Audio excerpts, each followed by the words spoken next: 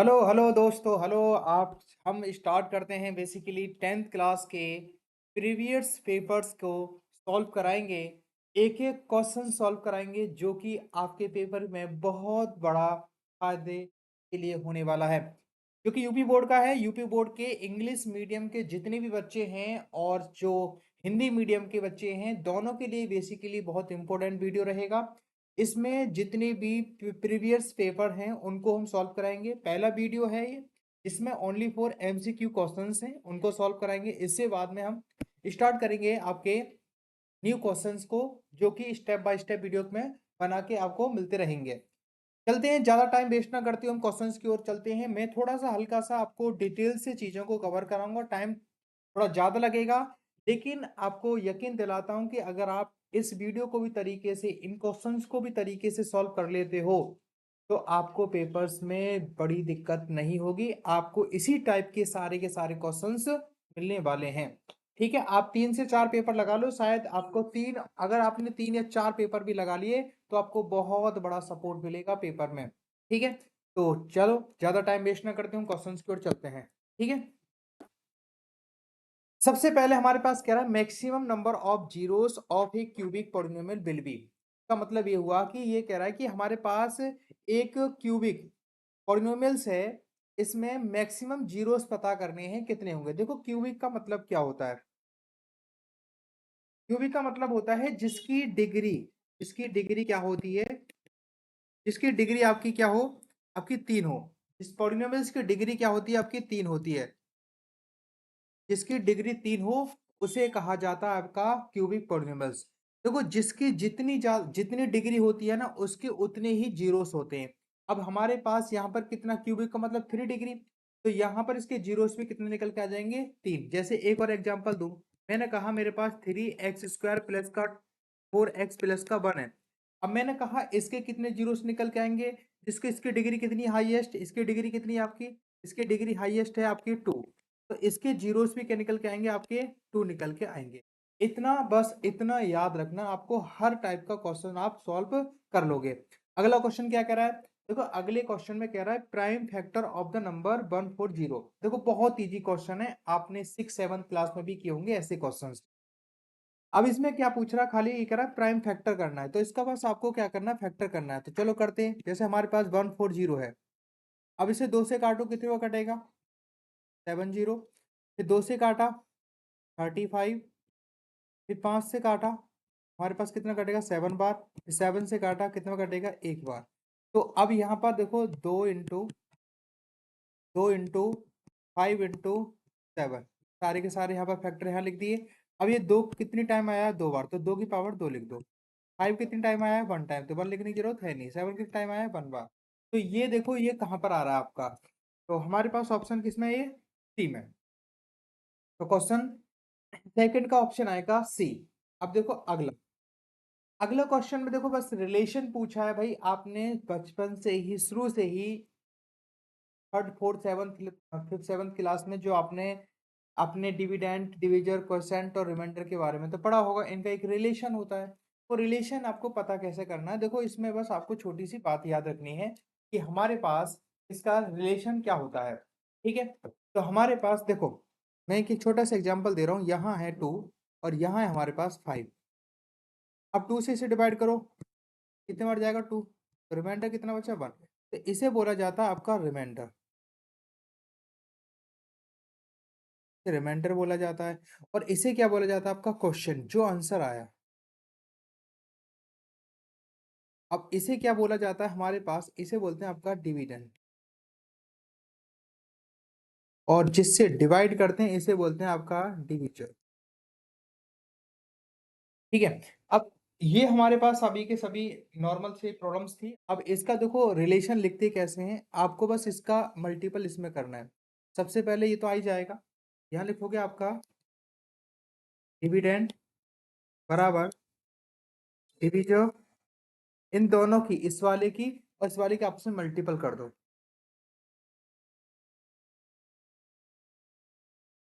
ठीक है, और इन और प्लस क्या आएगा, प्लस, ठीक है, प्लस क्या आएगा हमारे पास, प्लस आपका रिमाइंडर।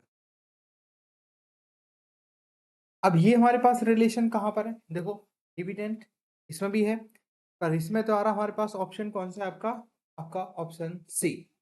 ठीक है, तो फिर आगे चलते हैं, अगला क्वेश्चन क्या है। देखो अगले क्वेश्चन में कह रहा है the solution of a pair of linear equation. Linear equation हमारे पास एक ये है और एक हमारे पास ये है, तो विल बी, तो ये इसके सॉल्यूशन पूछे हैं कि इसके कितने सॉल्यूशन होंगे। तो खो इसके लिए आपको बेसिकली 2 से 3 कंडीशन याद रखनी होंगी।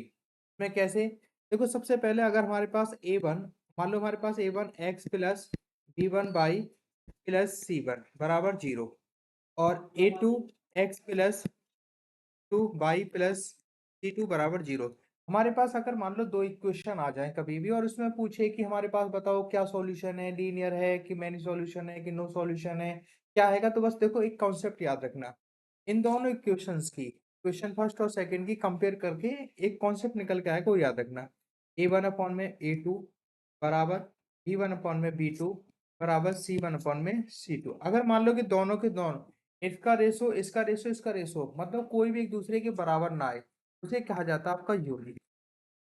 तो यूनिक सॉल्यूशन कहते हैं, मतलब एक सॉल्यूशन कहा जाएगा। दूसरा केस हमारे पास क्या, इसे केस फर्स्ट बोल देंगे, केस फर्स्ट, और ये केस सेकंड। केस सेकंड में अगर a1 अपॉन में a2 बराबर b1 अपॉन में b2 बराबर c1 अपॉन में c2, स्टार्टिंग के दो बराबर हो तीसरा बराबर ना हो, इसमें कहते हैं आपका नो सॉल्यूशन। ठीक है, तीसरा केस हमारे पास क्या आता है, तीसरा केस में आपका रहेगा a1 अपॉन में a2 b1 अपॉन में b2 बराबर c1 अपॉन में c2। अगर ये तीनों बराबर आ जाएं, इसमें आपका होता है मेनी सॉल्यूशन, मतलब इन्फिनिटी सॉल्यूशन की बात कहेंगे इस वाले केस में, मेनी सॉल्यूशन या इन्फिनिटी सॉल्यूशन कहेंगे। तो ऐसे ही हमारे पास एक क्वेश्चन है, इन दोनों इक्वेशंस को आपस में कंपेयर करना है। जैसे x के साथ जो भी होगा वो हमारे पास a1 होगा, इस x के साथ होगा उसे a2 बोलेंगे। तो यहाँ अगर आपस में कंपेयर करूँ तो क्या निकल का है, डायरेक्ट कर रहा हूँ थोड़ा देखना, इसके साथ 1 है तो 1 अपॉन में यहाँ लिख दो माइनस का 3, और यहाँ पर कितना है आपका 2, और इसके साथ कितना है माइनस का 6 बराबर, अब इसके साथ क्या है 5 और इसके साथ क्या है यहाँ पर 1। ठीक है, क्या है इसके साथ 1। अब देखो ना तो इसे काटो, कितना कटेगा 3 बार, यहाँ पर आएगा माइनस का 1/3 बराबर माइनस का 1/3 और माइनस का 5 अपॉन में 1। तो अब ये केस देखो, इसमें दो बराबर हो तीसरा बराबर ना हो, तो कौन सा केस है, इसमें पहले दो बराबर तीसरा बराबर नहीं है, तो इसमें आएगा नो सॉल्यूशन। तो इसका आंसर यूनिक है, टू है नहीं, इन्फिनिटी एनी सॉल्यूशन नो, तो इसमें क्या आएगा नो ऑफ द अबव, इसमें से कोई सा सॉल्यूशन नहीं होगा। ठीक है, अब चलते हैं अगला वाला पार्ट। ये कह रहा है आपका अगला क्वेश्चन है common difference for the arithmetic progression. मतलब एपी के अंदर आपको क्या करना है, कॉमन डिफरेंस पता करना, जैसे हिंदी में कहते हैं सर्वांतम। ठीक है, जैसे हमारे पास इक्वेशन दे रखी है क्या, माइनस का 5 माइनस का 1 3 और यहाँ पर 7। अब इसमें आपसे पूछा है उसने कॉमन डिफरेंस, देखो कॉमन डिफरेंस निकालने का फॉर्मूला क्या होता है, ये रखो a1 a2 a3, मान लो हमारे पास a भी दे रखा है, तो आपको दूसरे वाले में से पहला वाला अगर माइनस कर दो तो हमारे पास d निकल के आता है, इसे कॉमन डिफरेंस कहा जाता है। अगर दूसरे वाले में से पहला वाला माइनस कर दिया जाता है या तीसरे वाले में से दूसरा वाला माइनस कर दिया जाए तो आपका कॉमन डिफरेंस निकल के आएगा। तो इसमें यही पूछा है, तो आप क्या करोगे, पहले वाले में दूसरे वाले में से पहला वाला माइनस कर दोगे। ठीक है, तो हमारे पास -1 में से माइनस कर दिया माइनस का 5, तो माइनस का माइनस माइनस माइनस क्या हो जाएगा आपका प्लस, तो बेटा कितना हो जाएगा आपका प्लस का 4, तो इसका कॉमन डिफरेंस कितना आएगा प्लस का 4। अब देखो आगे, जो भी आपको कोई समस्या कोई दिक्कत आए तो आप बेहिचक पूछ सकते हो यार, कोई दिक्कत नहीं है, आप कमेंट करो और पूछो, जो समस्या कहीं कोई भी प्रॉब्लम आती है उसे पूछ सकते हो। ठीक है, तो बड़े तरीके से देखो, इधर देखो, अब हमारे पास क्वेश्चन 6 क्या है, ये कह रहा है the discriminant of the quadratic equation. तो हमारे पास डिस्क्रिमिनेंट निकालना है, डिस्क्रिमिनेंट को विभक्ति कर हिंदी में कहते हैं, इसे डी से रिप्रेजेंट करते हैं, तो डी बराबर बी स्क्वायर माइनस का 4ac होता है, आपको फॉर्मूला देखा होगा। यहाँ हमारे पास इक्वेशन दे रखी है a x square plus b x plus c बराबर 0, ये हमारे पास क्या था, फॉर्मूला है, ये हमारे पास फॉर्मूला है। अब यहाँ अब देखो, इसमें ये ए है, ये बी है और ये सी है, तो डी बराबर रख दो। तो बी बराबर हमारे पास क्या आएगा, तो फॉर्मूला सिंपल है, तो इसमें तो डायरेक्ट हमारे पास आंसर क्या आता है, बी स्क्वायर माइनस फोर ए सी। अगर ये सिंपल जनरल इक्वेशन ए है तो बी स्क्वायर माइनस फोर ए सी कहाँ है, तो बी स्क्वायर माइनस फोर ए सी ये हमारे पास ऑप्शन क्या आएगा, सी। अच्छा एक बात देख रहे हो, इसमें सभी में ज्यादातर कॉमन सी ही ऑप्शन आ रहा है। ठीक है, आगे देखते हैं। अब हमारे पास क्या रहा है, डिस्टेंस बिटवीन टू पॉइंट्स, दो पॉइंटों के बीच का डिस्टेंस मुझे पता करना है। ठीक है, एक पॉइंट हमारे पास यहाँ दो और तीन ले लिया, और यहाँ पर है आपका वन और वन नहीं फोर है और वन है, ये फोर दे रखा है, फोर है। ठीक है, अब इन दोनों के बीच का डिफरेंस पता करना है, इसे ये नाम दे देता हूँ, इसे बी नाम दे देता हूँ। तो difference between two point, distance between two point, तो दो पॉइंटों के बीच का डिस्टेंस निकालना हो उसके लिए फॉर्मूला क्या होता है, जैसे ए बी बराबर, फॉर्मूला याद है, x two minus x one का whole square plus y two minus y one का होल स्क्वायर। अब देखो इसमें क्या करना है आपको, सबसे पहले इसे x1 नाम दे देता हूँ, इसे y1, इसका नाम x2, इसका नाम y2। अगर दो पॉइंट दे रखे हों, दोनों पॉइंटों का बीच का डिस्टेंस निकालना हो तो उस डिस्टेंस का फॉर्मूला x2 माइनस x1 का whole square plus y2 minus y1 का होल स्क्वायर होता है। अब x1 y1 x2 y2 इसका नाम आप कोई भी कहीं दे दो कोई दिक्कत नहीं, आंसर तब भी सेम ही आएगा। अब x2 हमारे पास कितना दे रखा है, माइनस आपका 4 दे रखा है, माइनस x1 कितना है 2 का होल स्क्वायर प्लस y2 कितना दे रखा है 1 और y1 कितना है 3। अब देखो हमारे पास कितना आएगा, 4 में से 2 गए 2, 2 का स्क्वायर प्लस 3 में से 1 गया, 3 में से गया तो माइनस का 2 का स्क्वायर। देखें, तो यहाँ हमारे पास 2 का स्क्वायर कितना आएगा 4 प्लस और 2 का स्क्वायर 4, तो 4 और 4 कितना होगा हमारे पास रूट में 8, 8 को लिख सकते हैं, 2 रूट 2 लिखा जा सकता है, तो 2 रूट 2 का आंसर आ रहा है ऑप्शन बी। तो ये हमारे पास आपका आंसर आएगा। सिंपल है, 8 को तोड़ लोगे ऐसे, 8 को ऐसे तोड़ोगे, दो 4 बार 2 से काटो, 2 बार 2 से काटो, आपका 2 बार, तो जिसका पेड़ बन जाता है वो बाहर आ जाता है, जिसका पेड़ नहीं बनता है रूट में रह जाता है। अगला क्वेश्चन क्या कह रहा है थोड़ा देखते हैं, ये कह रहा है if the root of the quadratic equation, हमारे पास क्वाड्रेटिक इक्वेशन है, इसमें कह रहा है आर इक्वल, देखो ऐसा क्वेश्चन यूपी बोर्ड में 101% आने के चांस है होते हैं, ज्यादातर पेपर में ही आ जाता है। तो इसमें आपको करना क्या है, देखो अगर कभी भी इक्वल रूट दे दे तो आपको फॉर्मूला बी स्क्वायर माइनस का फोर ए सी बराबर जीरो का यूज करना है। ठीक है, तो हमारे पास इक्वेशन क्या है, पहले ये रखें, x square three x square और इसका 12x प्लस का एम बराबर जीरो। देखो पहले वाले को ये बोलते हैं, इसे बी और इसे क्या बोला जाता है सी। ए बराबर हमारे पास कितना है 3, बी बराबर कितना माइनस का 12, सी बराबर कितना है एम। तो ए बी सी इसमें पुट कर दो, बी के स्थान पे क्या रखोगे आप 12, तो हम माइनस 12 का स्क्वायर, और आपका फिर आएगा 4, और ए के स्थान पे क्या रखोगे, ए के स्थान पे रखोगे 3, 3 रख दो, और एम के सी के स्थान पर एम बराबर जीरो। तो 12 का स्क्वायर 144 होता है, माइनस का ऑटोमेटिक प्लस हो जाएगा, 4 थी 12, एम बराबर जीरो।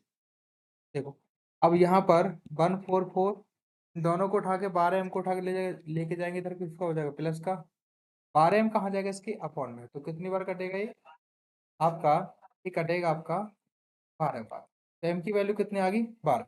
तो हमारे पास ऑप्शन आ गया इसका डी। अब क्वेश्चन हमारे पास ये है, ये कह रहा है ABC is an equilateral triangle, मतलब एबीसी हमारे पास एक समबाहु त्रिभुज है और इसकी जो साइड है वो दे रखी है 2a।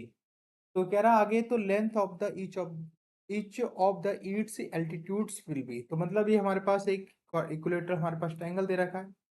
ठीक है, तो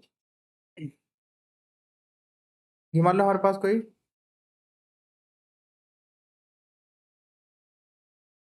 देखो हमारे पास कोई ट्रायंगल है,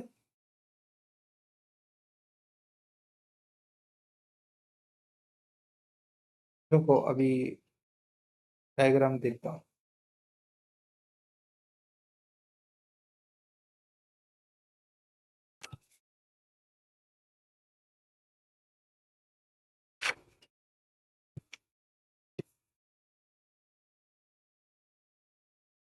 है ही नहीं, चलो कोई दिक्कत नहीं।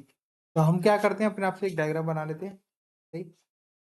तो ये हमारे पास क्या है, इसका नाम ए दे दिया, इसका नाम बी और इसका नाम दे दिया सी। ये हमारे पास एक इक्विलेटरल ट्रायंगल है जिसकी तीनों साइड बराबर हो, उसे कहते हैं इक्विलेटरल। और यहाँ पर इसकी प्रत्येक साइड हमारे पास ये कितनी है, 2a। तो ये भी कितनी होगी, 2a। और ये भी कितनी होगी आपकी, 2a। इसने बोला है कि ईच साइड, हमारे पास किसी भी ट्रायंगल की जो इक्विलेटरल ट्रायंगल होता है जिसकी सारी सारी साइड बराबर होती हैं। अब देखो यहाँ पर मैंने क्या डाल दिया, इसमें एक परपेंडिकुलर जिसे अल्टीट्यूड कहा जाता है, इसे h बोल दिया मैंने, हाइट मतलब। तो ये लेंथ आपको या हाइट पता करनी है इसकी ट्रायंगल भी। भाई टोटल हमारे पास ये कितना था, 2। तो यहाँ से यहाँ तक कितना हो जाएगा आपका, तो अलग यूज कर लेता हूँ पेन। तो हमारे पास क्या हो जाएगा, ये यहाँ से यहाँ तक हो जाएगा आपका, ठीक है, ए। और ये हमारे पास पता ही है। तो मुझे ये पता है, ये पता है यहाँ पर कितने डिग्री का एंगल है, 90 डिग्री का। तो अपने पाइथागोरस थ्योरम पढ़िए, तो हम देते हैं यहाँ पर एम, सबसे बड़ी साइड का स्क्वायर मतलब ए बी का स्क्वायर। सबसे बड़ी साइड 90 के सामने वाला ऑल टाइम हाइपोटेनियस होता है। तो ए बी का स्क्वायर प्लस बी एम का square plus A A M का स्क्वायर। तो ए बी कितना दे रखा है हमारे पास, ए बी है आपका 2a स्क्वायर हो गया, बराबर बी एम कितना दे रखा है आपका, बी एम दे रखा है a का स्क्वायर। और ए हम पता करना है, ए एम हमें पता करना है। तो 2 का स्क्वायर करो 4 हो जाएगा, a का स्क्वायर a स्क्वायर हो गया, ए स्क्वायर रहेगा, इसको उठा के दिला किसको हो जाएगा माइनस का, बराबर ए एम का स्क्वायर। और ए स्क्वायर में से ए स्क्वायर गया तो कितना बचेगा आपका, आपका बचेगा 3a स्क्वायर। और यहाँ से ए एम से स्क्वायर हटाएंगे तो किसमें आ जाएगा, ये रूट में। 3 पे से तो रूट हटेगा नहीं, लेकिन ए स्क्वायर रूट हटा लेगा अपना, क्योंकि इसके स्क्वायर आ रहा है। तो ए एम किसके बराबर था बेटा, एच के बराबर। तो हमारे पास एच की वैल्यू कितने आ गई, 3√3a। √3a कहाँ पर है आपका, ये √3a कह दो या a√3 कह दो, बात एक ही है। तो ऑप्शन आएगा सी। अगला क्वेश्चन क्या कह रहा है, mean of the floating table. तो बेटा इसका मीन निकालना है, तो निकालने के लिए आपको सिंपल से टेबल बनाना पड़ेगा, ये आपने पढ़ा होगा कभी। तो इसे हम कहेंगे क्लास इंटरवल, ये आपका फ्रीक्वेंसी है। यहाँ पर आपका टेलीमार्क्स या मिड वैल्यू निकालनी है, और यहाँ पर एफ इंटू क्या करना है, एक्स करना है। इसे एक्स भी बोल देते हैं, एक्स याद रखना। तो हमारे पास क्या दे रखा है, 1 से 3, 3 से 5, और 5 से 7, और 7 से 9, और 9 से 11। और हमारे पास फ्रीक्वेंसी 3 है, 2 है, 4 है, 2 है, और आपका ये दे रखा है फ्रीक्वेंसी। आप ओ कैसे निकालें, देखो एक्स कैसे निकालते हैं, इन दोनों को सम करो, इसको और इसको सम करो। 3 और 2 को सम करोगे कितना आएगा, 3 और 1 कितना होगा, 4। तो 4 को 2 से डिवाइड करना है आपको। देखो ये लोअर लिमिट होता है, इसे इसे बोलते हैं लोअर लिमिट, और इसे क्या बोलते हैं आपका अपर लिमिट। लोअर और अपर को आपस में दोनों को प्लस कर दो, 2 से डिवाइड कर दो, आपका निकल के आ जाएगा। तो 3 और 1 कितना होगा, 4। 4 को 2 से डिवाइड करो कितना आएगा आपका, 2। 5 और 3 कितना होगा हमारे पास, 8। 8 को 2 डिवाइड करो कितना आएगा, 4। बस 2 निकालने की जरूरत है, ज्यादा निकालने की जरूरत नहीं, अपना पता चल जाएगा। कितना डिफरेंस चल रहा है आपका, 2 का। तो ये आएगा 6, अगला कितना आएगा 8, और ये कितना आएगा, ये 10। ठीक है। अब 2 की इंटू इसमें 3 में करो 6, 4 की 2 में करो कितना आएगा 8, 6 की कितना कितना आएगा 24, 8 2 16, और आपका 30। इसको सबको सम कर दो, इसको सबको एफ एक्स को वाले को, इस वाले को सबको प्लस करो, तो कितना आएगा, 8 हमारे पास 14, 14 4 कितना हो गया, 14 4 आपका 18, 18 6 24, 24 का आपका आएगा 4, इसी लगा आपका 2, 2 और 1 3, 3 और 3 6, 6 और 2 कितना होगा आपका 8, 84 हो गया। तो यहाँ पर मीन निकालने का फॉर्मूला होता है summation F into x upon में समेशन एफ। तो हमारे पास समेशन एफ एक्स, समेशन का मतलब होता है सम ऑफ ऑल, सबको जोड़ना। तो एफ एक्स कितना निकल का है आपका 84, और एफ कितना है, इसे जोड़ के देख लो कितना है, 3 2 5 और 4 9, 9 2 11, 3 14, तो यहाँ पर आएगा 14। अब देखो 2 से काटो 7 बार, 2 से काटो 4, और आपका 4 और 2 7 6 42, तो 6। तो आपका आंसर आएगा आपका 6। मीन कितना आ जाएगा आपका, मीन आएगा आपका 6। तो ये हमारे पास सिंपल सा ऐसे क्वेश्चन हैं, आपको करने पड़ेंगे। क्या करें, अब देखो ये क्वेश्चन, देखो सिंपल बताता हूँ आपका, इन दोनों का अगर सम आपका 90 आ जाए तो इसका आंसर बिना सोचे समझे 1 लगा दो। ये तो देख लो करके। तो हमारे पास यहाँ साइन और यहाँ पर 27 है। 27 को मैं क्या लिख सकता हूँ, 90 माइनस का 63। 90 में से 63 जाएगा तो 27 ही तो बचेगा। और यहाँ पर कॉस मैंने 63 ऐसा का ऐसे ही रख दिया, कॉस है। तो साइन 90 में, अच्छा साइन 90 माइनस थीटा क्या होता है, साइन 90 माइनस थीटा आपका होता है कॉस। तो कॉस 63 अपॉन में कॉस 63, ये कट गया, क्या आएगा आपका आंसर 1।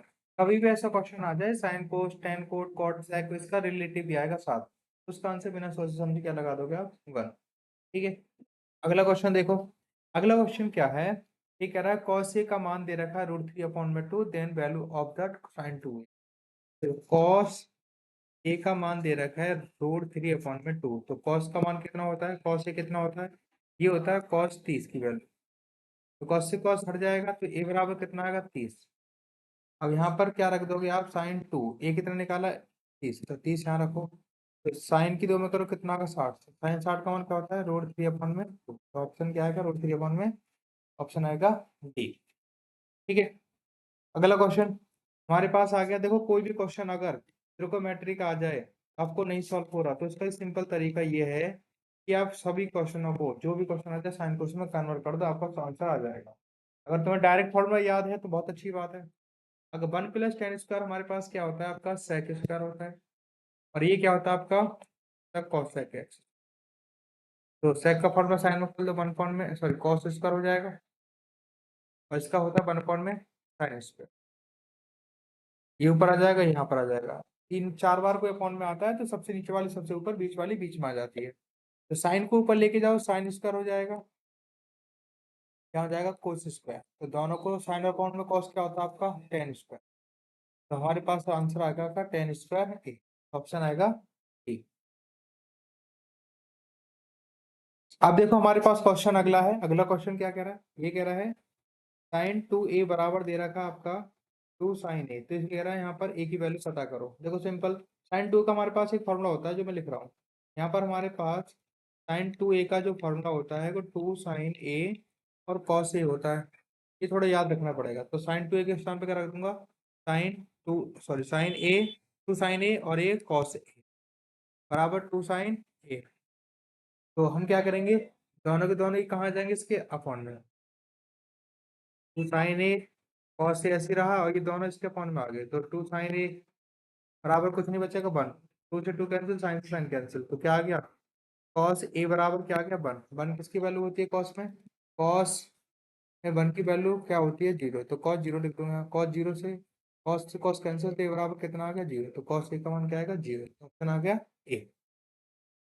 देखो क्वेश्चन सभी इजी हैं, बस समझने वाली बात है कि अगर आप तरीके से समझोगे तो आपको सब चीजें समझ में भी आएंगी। ज्यादा टफ नहीं है कोई क्वेश्चन, कुछ क्वेश्चंस आपके लिए इजी या टफ होते होंगे, आप उनको क्वेश्चंस को करते हो तो सारे के सारे को इजी लेंगे। तो आज हम इस वीडियो को यहीं रोकते हैं, इससे आगे हम कल आपको आगे पढ़ाएंगे। ठीक है, थैंक यू।